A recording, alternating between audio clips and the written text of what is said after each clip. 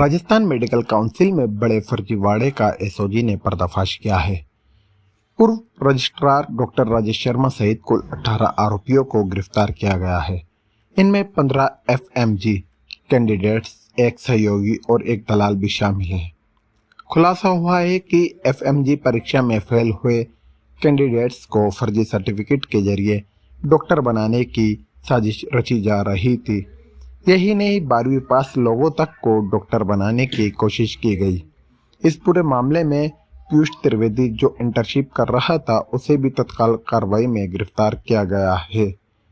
वहीं फर्जी प्रमाण पत्र उपलब्ध कराने में देवेंद्र शुभम और भानाराम की अहम भूमिका सामने आई है।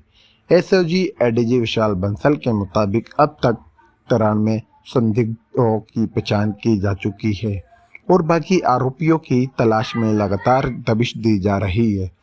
जांच में ये भी सामने आया है कि बिना किसी वेरिफिकेशन के प्रोविजनल रजिस्ट्रेशन जारी किए गए। पास कैंडिडेट्स के रोल नंबर का दुरुपयोग कर फर्जी दस्तावेज तैयार किए गए। राजस्थान की 9 जिलों में 22 टीमों ने एक साथ कार्रवाई को अंजाम दिया। सभी आरोपियों को कोर्ट में पेश कर पीसी रिमांड लिया जाएगा। फर्जी रोल नंबर और बाहरी लेन देन का खुलासा भी सामने आया है। सुनिए क्या कुछ एडीजी विशाल बंसल का कहना है। तथा इंटर्नशिप के लिए अपना नाम एनरोल कराने वाले ऐसे नकली डॉक्टर के खिलाफ में कार्रवाई करते हुए एसओजी द्वारा पूरे राजस्थान में आज प्रातः डीआईजी एसओजी एवं एसपी एसओजी श्री बारिश देशमुख एवं श्री कुंदन कावरिया के नेतृत्व में पूरे राजस्थान में दबिश दी गई, विभिन्न स्थानों पर दबिश दी गई। उस दबिश में इस फर्जीवाड़े करने में तत्कालीन राजस्थान मेडिकल काउंसिल के रजिस्ट्रार डॉक्टर राजेश शर्मा, उनके सहयोगी नोडल ऑफिसर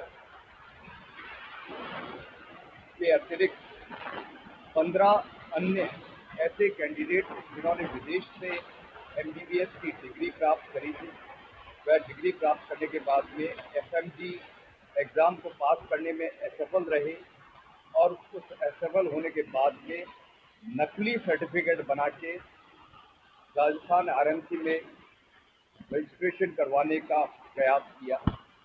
ऐसे 15 कैंडिडेट तथा एक अन्य दलाल को एसओजी ने गिरफ्तार किया है। इस प्रकार कुल 18 व्यक्तियों को एसओजी ने गिरफ्तार किया है, जिनमें 15 एफएमजी फील्ड कैंडिडेट, एक डॉक्टर राजेश शर्मा जो कि रजिस्ट्रार थे, एक उनके सहयोगी जो उस टाइम में आरएमसी में कार्यरत थे, वह एक अन्य दलाल। इस प्रकार कुल 18 व्यक्तियों को गिरफ्तार किया गया है। यह कार्रवाई आज सुबह प्रातः जयपुर व राजस्थान के विभिन्न 9 जिलों में 22 टीमों के द्वारा अलग अलग स्थान पर एसओजी एवं विभिन्न जिला पुलिस अधीक्षकों की टीमों के द्वारा ये करवाई गई कार्रवाई, जिसमें हम लोगों ने इन लोगों को गिरफ्तार किया। सभी स्थानों से हमारी टीमें व जिला पुलिस अधीक्षक की टीमें मुलजिमों को लेके जिनको दस्तयाब किया गया है, यहाँ पे एसओजी आ रही है और उनको एसओजी पहुँचने के बाद में अग्रिम कार्रवाई करी जाएगी। जो मुलजिम हमारे पास में अभी है, उनको कोर्ट में पेश किया जा रहा है और कोर्ट में पेश करने के बाद में उनका पीसी रिमांड लेके उनसे अग्रिम कार्रवाई करी जाएगी। एफएमजी के अलावा कि भाई आपको आपकी ड्यूटी थी कि आपको 12th का सर्टिफिकेट है उसने लगाया है तो वो भी वेरीफाई करो, आपने क्या एमबीबीएस लगाया है तो वो भी वेरीफाई करो कि उस कॉलेज से जहाँ से विदेश का है कि वहाँ से उसने किया है, प्लस उसने और भी दूसरे सर्टिफिकेट्स, आपकी ड्यूटी है ये वेरीफाई करने की। और जिस प्रकार से नकली डॉक्टर का जैसे ही अभी ये एक आया है प्रसंज्ञान, और एक और जो हमने बीच में मीडिएटर पकड़ा है उसने भी अपने उसके ऊपर लिख रखा है डॉक्टर यश। तो इन सब से लगता है कि काफ़ी सारे जो डॉक्टर्स जो विभिन्न जगहों पे हैं और जिनके ऊपर आम जनता की नज़र नहीं जाती है, तो उन्होंने अपना जो रजिस्ट्रेशन नंबर लगा रखा है वो नकली लगा रखा होगा। तो विदाउट एमबीबीएस डिग्री और रजिस्ट्रेशन नंबर लगा रखा होगा। उस रजिस्ट्रेशन नंबर के वेरिफिकेशन का एक तरीका है कि आरएमसी की वेबसाइट पे जाके या तो डॉक्टर का नाम या डॉक्टर का रजिस्ट्रेशन नंबर या अन्य, तो सिर्फ रजिस्ट्रेशन नंबर जो आप लिखा हुआ है यदि वो भी डालेंगे और उसको एंटर करते ही तो यदि रजिस्टर्ड होगा और जिस नाम से रजिस्टर्ड होगा तो वो पूरी डिटेल्स नीचे आ जाएंगी। तो आज जनता भी ये वेरीफाई कर सकती है कि उनके इलाके का कौन सा डॉक्टर सही है, कौन सा डॉक्टर सही नहीं है। बाबूलाल कटारा आरपीएससी के सदस्य थे और जिनको एसओजी ने गिरफ्तार किया था, उनकी इंटरिम बेल हो गई थी। उस बेल को एसओजी ने प्रोटेस्ट किया और उसमें हमारे यहाँ से सभी लोगों ने, जिसमें